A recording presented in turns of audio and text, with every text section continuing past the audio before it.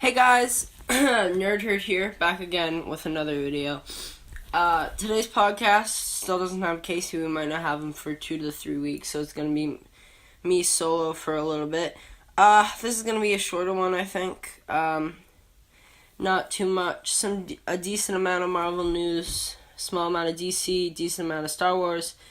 No game news, 4 trailers, some music stuff, and a lot of movie stuff. So, yes. And some TV stuff too, now that I see it. Alright, let's just get into it with Marvel. So, Kevin Feige confirmed that Phase 3 won't end with Endgame like we thought it would, and that it's gonna end with Spider-Man Far From Home.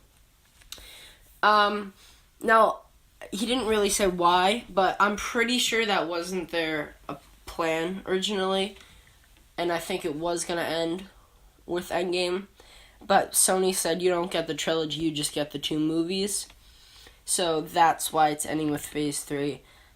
I'm not the biggest fan of that. Obviously, it makes sense for the new MCU if Spider-Man's only gonna have 1 movie and then he's done, but Endgame was definitely a fitting end. So he also said that Shang-Chi is very different and very special to the MCU. He's basically Iron Fist. I don't know much about Shang-Chi, so yeah. So the Ghost Rider actor, he talks about how he doesn't have the ability to die because he's already dead.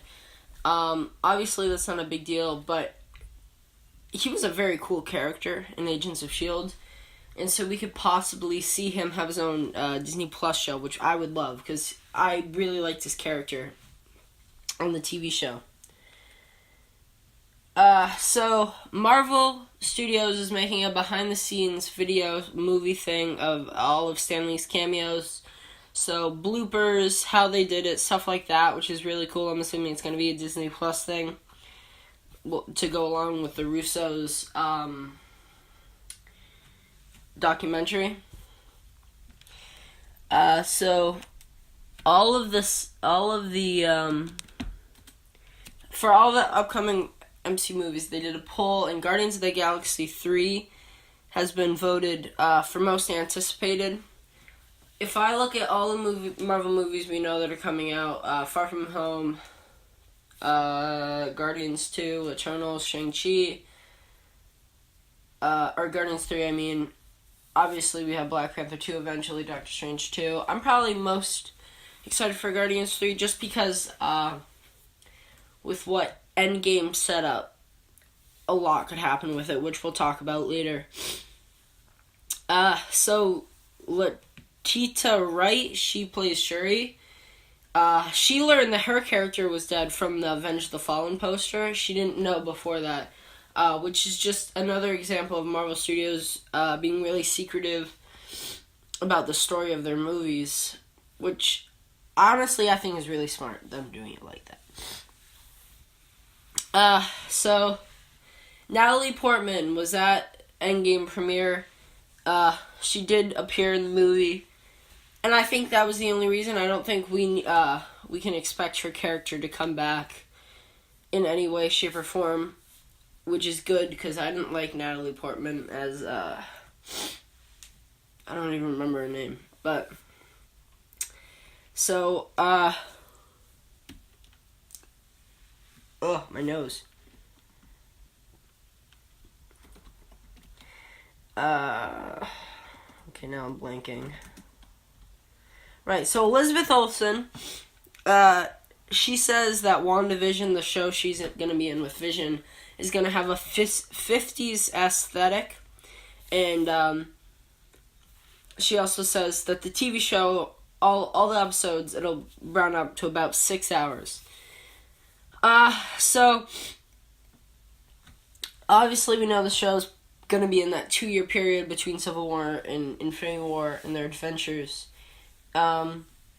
Or it could be after, and it's like House of M, and she's imagining what her life could have been like with Vision or something like that. 50s aesthetic, I don't really know what that means for the MCU. Like, because obviously it's not going to be in the 50s. So I don't know.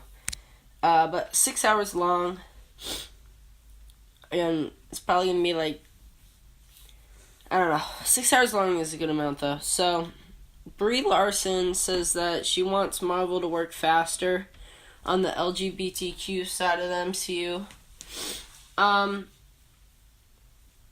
I mean, they've done a decent job already. Like, I think now that they know that that's something they want to do, they are working on it faster. I don't think Brie really thought about what she was saying when she said that. Like, if you think about it, they're not going to change the script just to add that. Like, Far From Home, unless they added it already, but the script was made before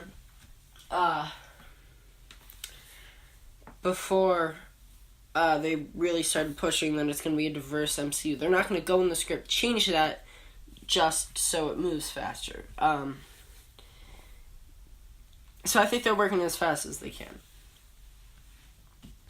So the New Mutants has been delayed again for, I believe, the third or fourth time. And they haven't given it a new date. I think they should just release it a few months after Disney Plus gets released, or like on Hulu, because like the actors don't know what's happening with the movie, or they should just scrap it. It's definitely unfortunate though, because it looked very interesting. So Avengers Endgame, 98% on Rotten Tomatoes and a perfect cinema score, makes perfect sense. I'm glad that the fans and the critics are agreeing it's just a perfect film, and I'll tell you my opinions on it too. So Brolin says that he would like to come back as Thanos. I'd like him to come back as Thanos somehow. Obviously, it wouldn't be if he were to come back. It wouldn't be on the timeline. It'd be like a prequel thing. Honestly, I think what would be really cool is if they did a TV show about Thanos and his life as a child, so we get backstory, and like obviously they explain it kind of to why he did what he did and why he wanted to snap his fingers. But like if they go into depth on that, go into his life as a child and stuff like that, it'd be a really interesting show. It'd kind of be horror-ish, just if they stick to the comics, the way you like that kind of stuff. But a Thanos miniseries would be really cool. Alright, DC news. So, DC Universe has over 21,000 comics on it. That's a lot of comics it's from way back when in the 40s to now. I don't think it's probably not everything. And I don't really like but they probably have like full series. Like, you want all of Batman? Here it is. Like, it's really cool. That's the only reason I would think of buying it. But even then, I don't know if it's worth it. So Alfred's new trailer. We're not gonna completely talk about the trailer yet, but Bruce's dad is in the new trailer. We expected it, but it's just cool to now we know that they are planting the seeds for their relationship and stuff like that. So Gerald Prescott, she's in The Walking Dead. Never watched The Walking Dead. Don't know how she is as an actor, but she is in Swamp Thing, and we will talk about the Swamp Thing trailer later. It was really cool. Star Wars news. Like I said, we're kind of moving fast with the new stuff. So so it is confirmed that Finn will have his own mini comic series like they did with Solo and Chewbacca about his time in the First Order before the time of The Force Awakens. So like what his job was, stuff like that, which is cool. I probably won't read it, but still interesting. So it's confirmed that Jedi: The Fallen Order, it'll be longer than a 5-hour game. I don't know how much longer. It's probably going to be a 6 or 7 hour game. And it's only single player, so it's not like Battlefront 2 where there's a, you can play with friends. It's only the story mode, so if you wanted to get that out of Jedi: The Fallen Order, you're out of luck. So Boyega, he plays Finn. He says he doesn't think he'll end up in another movie. He's not confident that he will. I don't think he will either. I think the Rise of the Skywalker that's it for those characters. Obviously, we're gonna probably see him. We're seeing him in a comic. He might get there. It wouldn't surprise me if he made cameos and other things. And it's like they have a TV show for that guy in Rogue One who is a side character. Obviously, Finn is a main character, but getting his own TV show would be cool. But I do not think that he will end up in another movie either. And Kathleen also said she thinks that the main characters in the new trilogy will return in some capacity. Obviously, she's right. The comic for Finn. But I think everybody will. I think Rey could appear in comics as like a Wise Jedi Master or something like that. And there was, speaking of Kathleen Kennedy though, there was these rumors that she was gonna get fired. No, and they were gonna bring somebody new on for Star Wars, but that's not true. She's planning a 10-year plan for Star Wars. So TV shows, comic books, movies, all that stuff she's planning out right now, which I can't wait to see what they do. Okay. Trailers, here we go. Gotham got a final trailer. One more for the last episode. Looked really cool. We saw the Penguin and the Riddler in their comic accurate suits. We see they say that it's in 10 years in the future, which is why they got a new actor for Catwoman. I don't know who's playing the new actor for Bruce, if he's getting a new actor. We see the Joker and the Batman meet, and the Batman saves Commissioner Gordon. It just looks really cool, and I can't wait to watch it. And when I do watch it, I'll probably do because I'm assuming it'll be a 22 episode. Oh no, because there was only 12 in. Yeah, there was only 12 in this season, so every 2 episodes I'll probably review it, and at 12 I'll review the whole thing. Detective Pikachu got its final trailer. There wasn't much of this trailer, not much story. It was kind of just looks at the worlds of what's in it. The movie looks really, really good. Not as good as Aquaman looked visually, but it does look visually interesting. The Pokemon look really cool. Pennyworth trailer. It looks very it looks like a spy TV show. I don't know when it takes place. That's my question. What, he's 20, so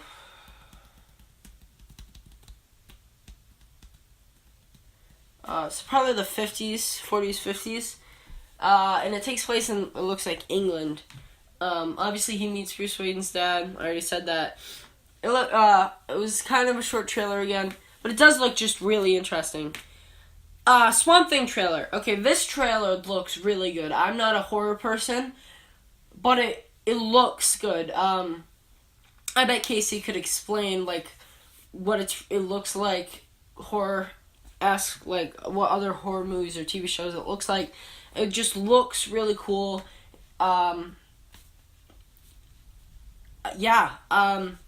I'm never probably gonna see it because I'm not buying DC Universe. But if you have DC Universe or you're thinking about getting it, I would buy it because this looks great. Obviously, we know there might be some problems with it just because of it getting moved down to 10 instead of 13 episodes. But what I saw from the trailer, it looks really good. Alright, music time. Here we go. So, this is an older song. Not too old, not years ago, but a month or two ago, I think. Even maybe just a week or two. But, Foster the People. I listened to the song Style by them. It's a good tune. I love the guitar. I just love the song. I added it to my playlist. It's good. Alright, Black Keys, one of my favorite bands ever. They were one of my first bands I ever got into. So they just released another single for their album coming out, which is called Let's Rock. We got a release date too, June 28th it's coming, so Black Keys, Let's Rock, June 28th release. But their song Eagle Bird, not as good as Low High, but I still think it's a pretty good song. I would invest your time in the Black Keys because they're really good. Probably going to see them live. Yeah. TV shows. So they greenlit an animated Star Trek show at Nickelodeon. This is bold for them, but I also think it's a smart move. Star Trek has gotten less and less popular, like Doctor Who has. They've lost a lot of popularity with bad movies. So I think them doing something like this would be smart. I don't know how it would work. I don't know if it'd be canon or not. Like I said, I'm not a big Star Trek fan, but I have watched some Star Trek, and it's pretty interesting. It's kind of interesting, I'd say. But I did want to talk about it. So yeah, it's good because it'll pull kids in. They'll like that. Maybe they'll move to older TV shows, stuff like that. Alright, movies. So, I watched Bohemian Rhapsody last weekend. Obviously, it's a little old. Oh my god, it's literally one of my favorite movies ever. I think they did a good job with everybody who acted out their parts. I thought did a fantastic job. It could be funny, it could be really sad, that made you want to attach to the characters. At times, it felt that the pacing was odd a little bit, but even when it wasn't that big of a deal just because everything that was happening in the movie, everything else was great. I'd give it a 8 out of 10. Obviously, they chose all the hits. It made me appreciate Queen so much more, because I knew about Queen, a few of their songs. Obviously, I knew, like, Bohemian Rhapsody, stuff like that. And when I watched that movie, it made me want to listen to them so much more, get into them, and it made me appreciate their music so much more. Because from what I had heard before I watched this movie, before I actually took the time to listen to Queen, I was like, yeah, their music was original, never done before. Obviously, they did a good job and inspired a lot of bands, but I think they're a little overrated, and that was my opinion. But then I went into their music after watching this movie, and because it made you want to listen to their music, and I realized that they did a good job. Every one of their albums has similar music, but they also have that twist somewhere in there that's so much different from every other song, which made me love them so much more. So yeah, this movie was solid. I loved all of the acting. Great movie. 7 or 8 out of 10. So this isn't a movie review, but people, from what they've said from the early watchings of Detective Pikachu, they say it's amazing, and they're loving it. When I watched the trailer, I was like, oh, this movie's going to be awful, it's going to be super corny, and because I don't really like Pokemon that much. But I watched the second trailer, it looks funny. I don't think it's trying. When I saw this movie, I was like, ugh, they're gonna make it a live action Pokemon TV show. It's gonna be really cheesy and stuff like that. And then I watched the second trailer, and I came to the conclusion it's not gonna be like that. It's just gonna be a funny show taking Pokemon, and it's not gonna be like the TV shows, which was what I'm looking forward to, because I don't like the TV shows. I'm not a big Pokemon fan. And I don't know how the hardcore Pokemon fans are going to feel about this, just because it's not like the TV show or the game at all. Alright, so this is the final bit, very short this week. Let's talk about Avengers Endgame. Alright, so I saw this yesterday. Now, they said there are no bathroom breaks. I don't think there are. Spoilers, by the way. Okay, let's do a non-spoiler. I'll give you like a minute of how I felt about it. It is literally the best movie I've ever seen. It's funny. It does a great job explaining everything that's happening, because if it didn't, it could be very confusing. It felt like a graphic novel. It felt like everything was there that it needed. Sometimes it could spend a little bit too long on one thing, but it wasn't. But it just made it better, because what they were focusing on was either really important, or because they dragged it on, it just made you appreciate it more. Everything about it was great.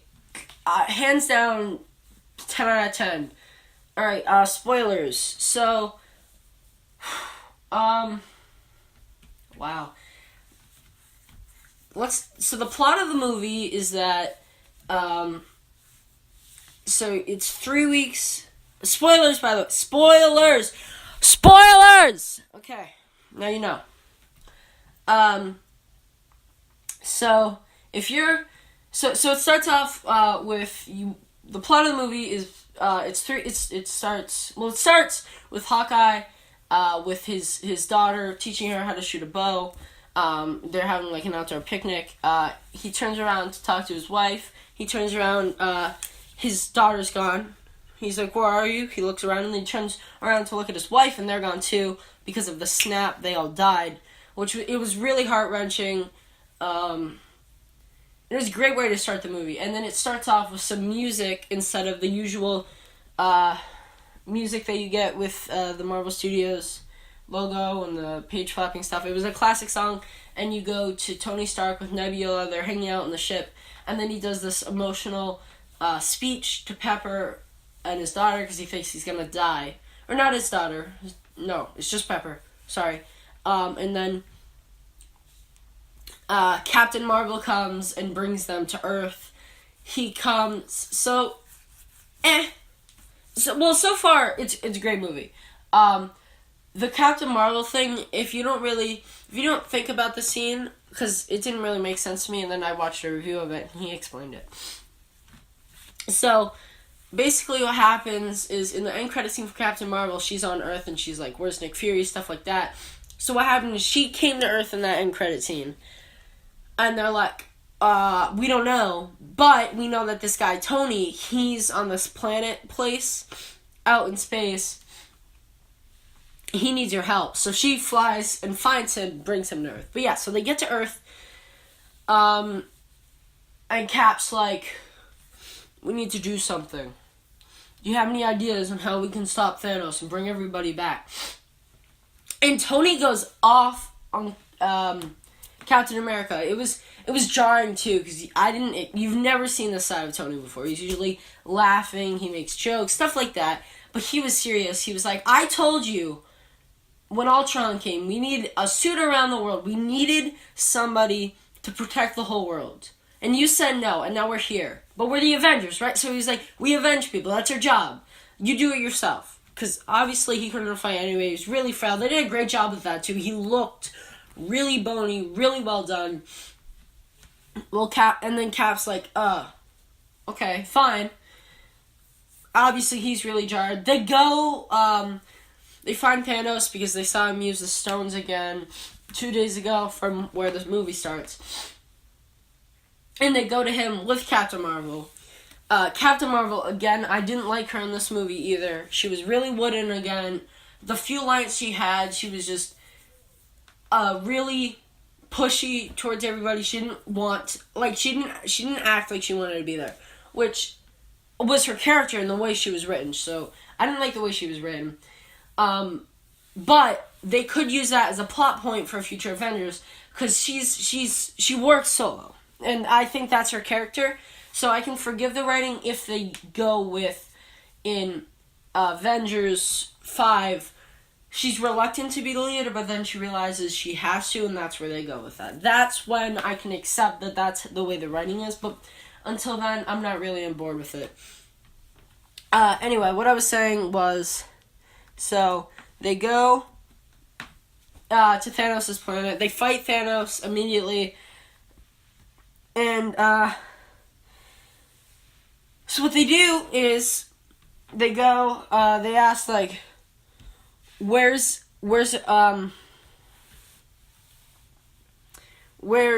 everything? Like, I don't understand. Like, where are the stones? And they're like, well, and Thanos is like, well, I just destroyed them 2 days ago. And they're like, we don't believe you. And then Nebu's like, he's not a liar. He's many things, but he's not a liar. And then Thanos just chops his head off. And he's like, what did you do? And we're like, and he's like, I went for the head. Oh, I just hit my phone. Sorry, that was loud. So that was really cool. But, yeah. So from there, they realized they failed. And then it shoots up this 5 years later, which was crazy. I assumed there'd be a time jump. So that was basically all we've seen from the trailer. Everything after the 5 years we haven't really seen, at least from what I remember. So then, right, so it opens up with this rat presses a button on Ant-Man's van, and it brings him back from where he was in space. And so, yeah, so he's like, he goes to the Avengers compound and he's like, hey, I figured out a way we can bring everybody back. They did a good job showing, like, his reaction to everything. And he's like, we need to do this, this, and this. We can use the Pym particles to bring everybody back. And they're like, okay, we'll try it. And then they were like, all right, well, we need a team. Let's get... so they try to get Tony, which doesn't work. So he has a daughter at this point, and he's like, I can't do that. I told you I'm done.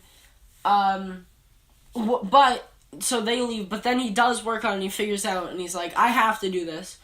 Meanwhile, Black Widow gets Hawkeye, which he's Ronin at this point. He's just a mindless killer because he's so angry. And then there was Thor, which he's a total mess. It was really funny. I felt it was a little too jokey, but whatever. He's like really big. He's a mess because he blames himself for what happened. So they bring everybody together, and then what they do is they have to time travel. So they go to certain points. Ant-Man, Cap, and Iron Man go to 2012. Oh, and Bruce Banner too. They go to 2012 to the day of the Battle of New York. So Bruce Banner goes to where Doctor Strange, the Sanctum thing. They go there. Obviously, Doctor Strange isn't a hero yet, but they find the Ancient One, and the Ancient One is like, okay, fine, I'll give you the stone, but you have to make sure you bring it back to this exact time, or all the monsters will come and whatever. He's like, fine. Meanwhile, so they needed to get the scepter, so, Cap, Ant-Man, and Iron Man, they do this whole thing to get the scepter, not the scepter. Oh, so they started with the Tesseract and the scepter. So, there was this whole thing where, they gave, Loki escaped, Loki from 2012, he ended up getting out of there. I don't know what they did with him, because he got the Tesseract and he jumped out because there was a whole mess. And there was a scene where Cap from 2012 fought Cap from that time that he was time traveling in because he thought it was just Loki, which was really cool to watch them fight. So yeah, they get the scepter but not the Tesseract. And so then what they do, meanwhile, oh my god. Rocket and Thor, go to the events of the Dark World to get the ether, and they get it out of Natalie Portman's character. And they do that successfully. He gets a one-on-one with his mom, which was fine, whatever, even though she didn't have much of a arc. So it wasn't like, oh my god, it's his mom. It was like, whatever. So then, meanwhile, War Machine and Nebula go to, and they find Quill in the events of 2014. We'll talk about that more later. That's when everything gets messy, though.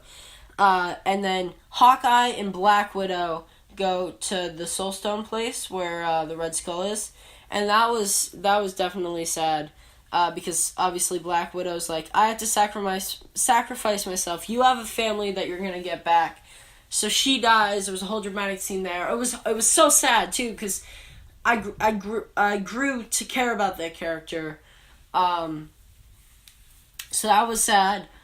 So then what happens is Cap and Tony are like, okay, Ant-Man, you go back with the staff. I'm gonna go to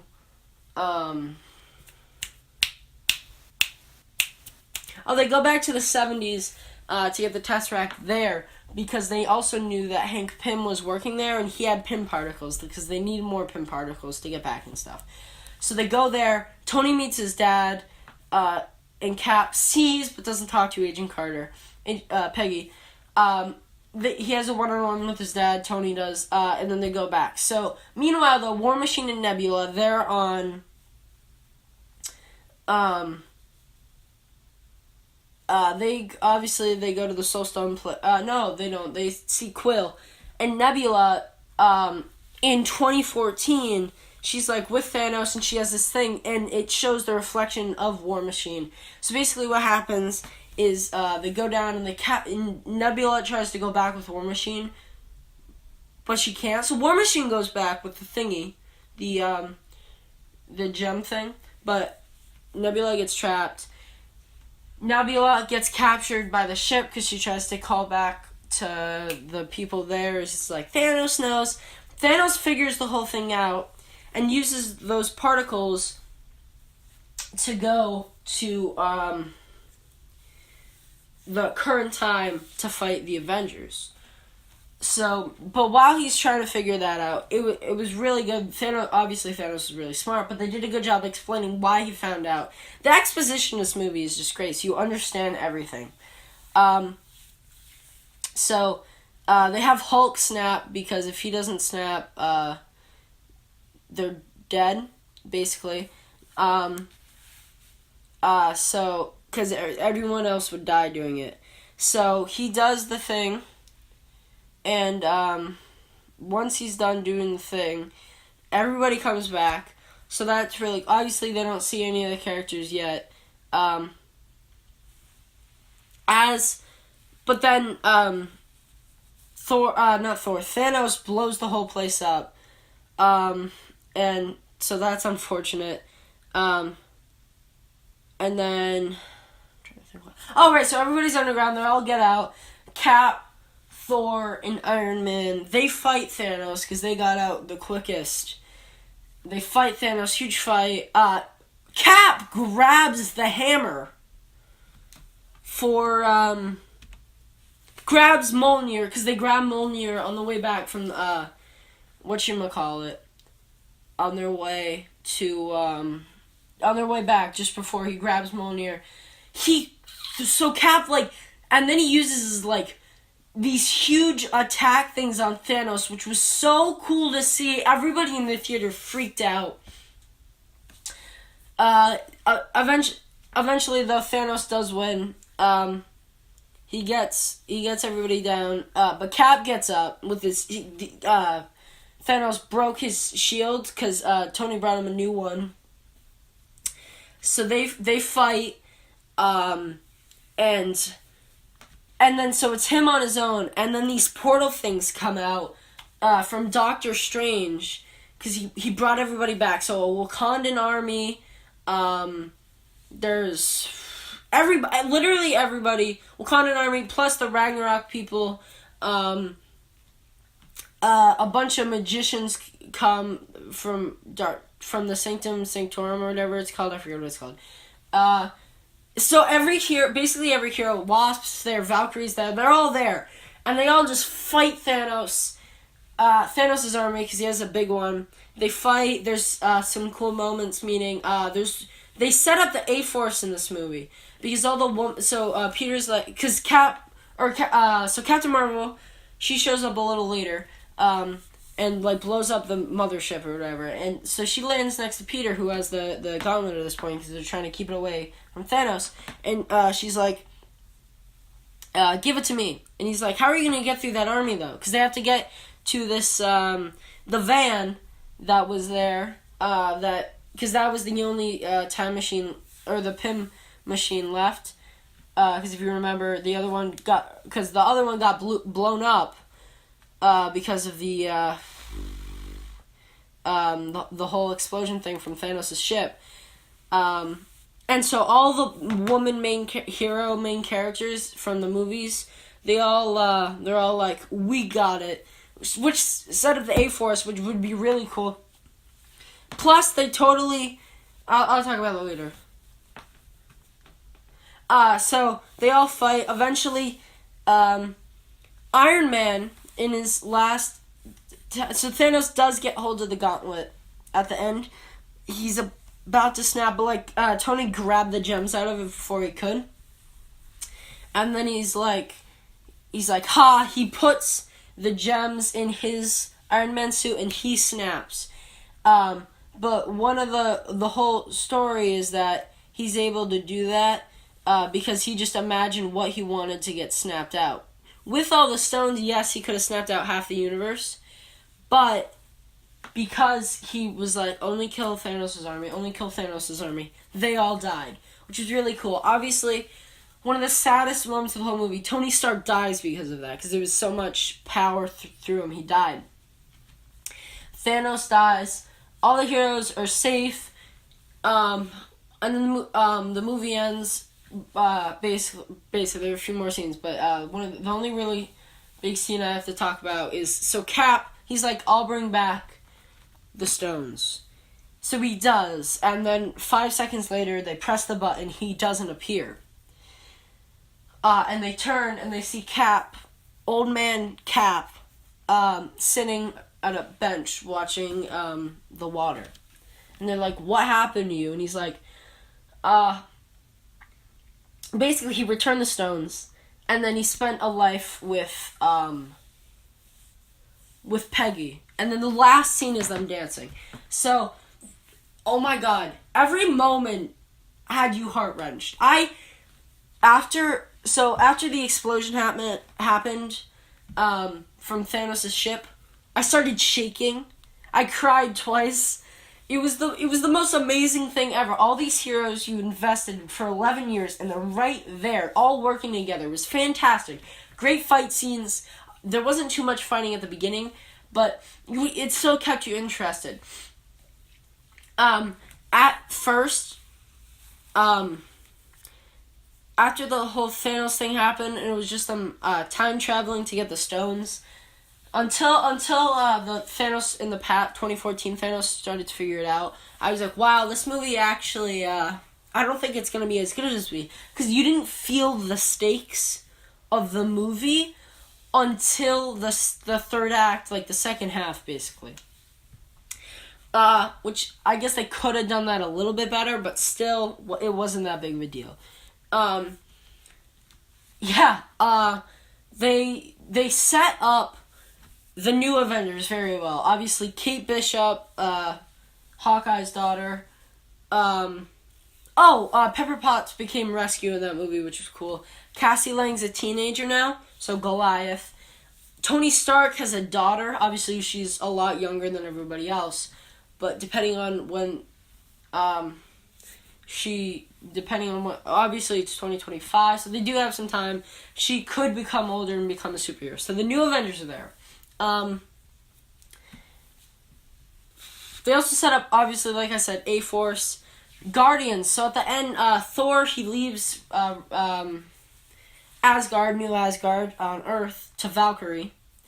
and he goes off with the Guardians of the Galaxy. So he might appear in Guardians of the Galaxy 3, and my mom actually helped me with this. She was like, what if the plot of 3 is that they're trying to find Gamora? Because Gamora wasn't there at the funeral for Tony Stark, which means she probably ran off. They're going to try to find Gamora. Would be a really cool plot, and Adam could end up there.